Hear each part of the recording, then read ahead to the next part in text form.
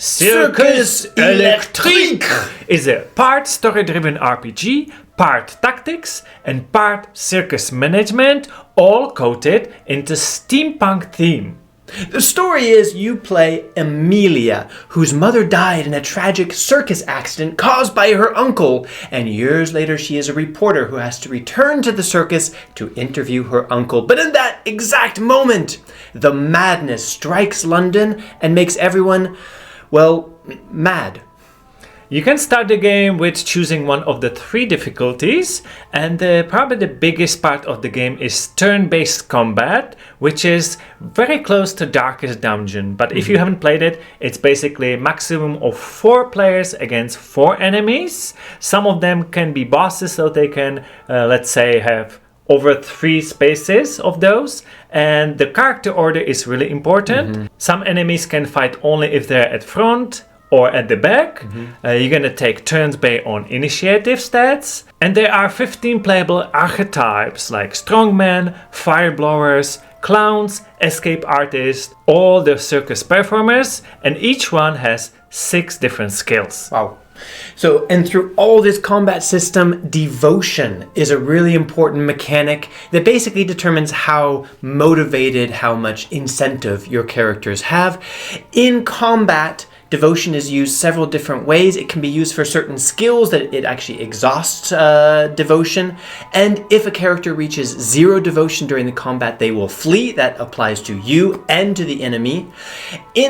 Back in the circus world, if a character has low or 0 devotion for too long, they might leave the circus permanently. So this is a really important factor alongside the HP, and you have to watch both quite carefully. When you've kind of mastered the combat system, you're ready to start exploring the streets of London that are full of bloodthirsty steampunk human monsters. And there are 6 different areas of this steampunk London. You choose the path of how you want to go through it, trying to get different rewards, different loots, facing different enemies, planning your attack very carefully. Sometimes you might find clubs that you basically train against 15 waves of enemies for getting different rewards. And an important factor is trying to choose the path carefully to get the maximum reward, but the least possible damage to your party. And there's the circus management next. You're gonna set up shows that can earn you money, devotion, experience points, and there's a chemistry between performers, so you need to choose carefully which one of your characters you're gonna put to the show, because then they cannot go to the fight at the same time. There is a circus fame you earn through battles, performances, or exploring, and they level up your circuses. Certain buildings can be leveled up. And as you recruit the circus, this is going to unlock more buildings that you can also upgrade, such as the opportunity to recruit more performers, to have a place for them to rest more efficiently, and a place where you can craft items that will help you in battle and in your performances. And while the average time to finish this game is 22 hours, you can finish it in 10 or in 50. It really depends how much you want to complete in this game. But the question is, should you circus it? Should you trapeze it, for example? Well, but you definitely should know that this game is completely free from the Epic Game Store for 1 week starting May 9th, 2024. You'll have a week to claim it, add it to your library, and then you can install it whenever you feel like being a circus performer that beats up steampunk robots. But that is what we do on this channel. We play and review every free weekly game from the Epic Game Store. So subscribe and you will never have to be bored ever again. I have to be honest, I'm going to be very subjective about this, because I think whether or not you like this game depends on one very important thing.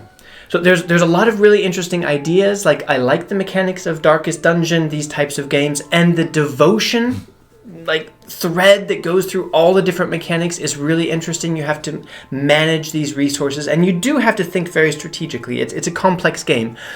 I think what it comes down to is, do you like circuses and do you like the steampunk theme? Because if you like those things, it makes sense why you're doing all these different things. It pulls the game together because it's a game that's trying to do quite a few different things. If you like those themes, it makes sense. If you don't really know why you're spending time on all these different parts of the game, really. And that was my case. Not a big fan of circuses, never been a big fan of steampunk. I kind of bounced off it. So if you like those things, you might want to give this a try. In general, I'm gonna have to give this one a no. Okay. This game, I think, is not user-friendly because it throws at you so many stats at the very beginning. And if you are familiar with Darkest Dungeon, then yeah, you can easily play it and you can even enjoy it because there's a lot of battles. They get very repetitive early, and since this is all about battling and less about managing the circus, I think you really need to like the turn-based strategies. So that's the main factor. It is all voiced, which is really nice. That is, we didn't mention, that is, the voice acting is impressive. Yeah. Good job. I would like to see some show performance that you actually do in the circus, but no, you cannot attend, you can just set it up, which is pity. I really like there's a permadeath, so when the character dies, they're gone from the game. But I didn't feel like there's so much in stake. You're not saving the world. It is, as you said, the circus theme for me is a little bit weird. I would like a different theme, and that didn't fit me personally. So personally, it would be no from me. It is a complex game. You might want to try it, but we already mentioned it's too similar to Darkest Dungeon. I think definitely Darkest Dungeon is better choice. If you've played that already, try Eratus, Lord of the Dead. It was actually free from Epic, and it's a fun game more in the zombie-like theme. Check that review out next, and if you've gotten this far in the video, stay tuned for a special treat. Instead of shooting you with my gun, I'm gonna use a special skill. My lion! Go! Wow! I'm afraid that your lion has missed. Oh, I forgot my lion is blind. What a circus this is.